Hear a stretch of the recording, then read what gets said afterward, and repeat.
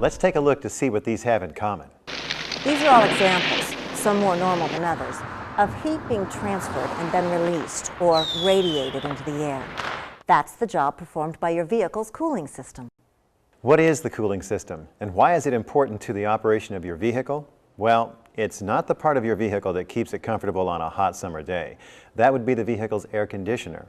Your vehicle's cooling system actually has more in common with those heating devices you see in some very old buildings called heat registers or radiators. In those buildings, the boiler in the basement transfers heat in the form of steam up to where it radiates warmth to a chilly room. But in a vehicle, it's not giving off needed heat to the radiator so much as it is getting rid of unwanted heat. In fact, the heart of your vehicle's cooling system is the radiator. And we've got Dr. John standing by to show you exactly what the radiator does and how it does it.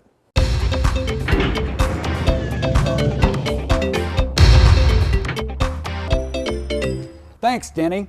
Well, this is where you'll find a radiator, and this is what it looks like. And here's how it works. In physics, you will learn how the cooling system carries off the heat. A car's engine generates a lot of heat from the internal combustion that creates its energy. Unless that heat has somewhere to go, it will simply build up in your engine and cause severe damage to engine parts. The radiator transfers that heat out into the air, but in order to do that, the heat has to have a way of getting there. That's where the coolant, somewhat confusingly known as antifreeze, comes in.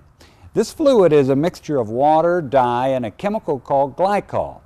Ethylene and propylene glycol not only help prohibit freezing, they also increase the fluid's boiling point and help transfer heat. As the hot coolant circulates through the radiator core, heat is conducted to the outer surface made up of hundreds of these aluminum fins and dissipated into the air.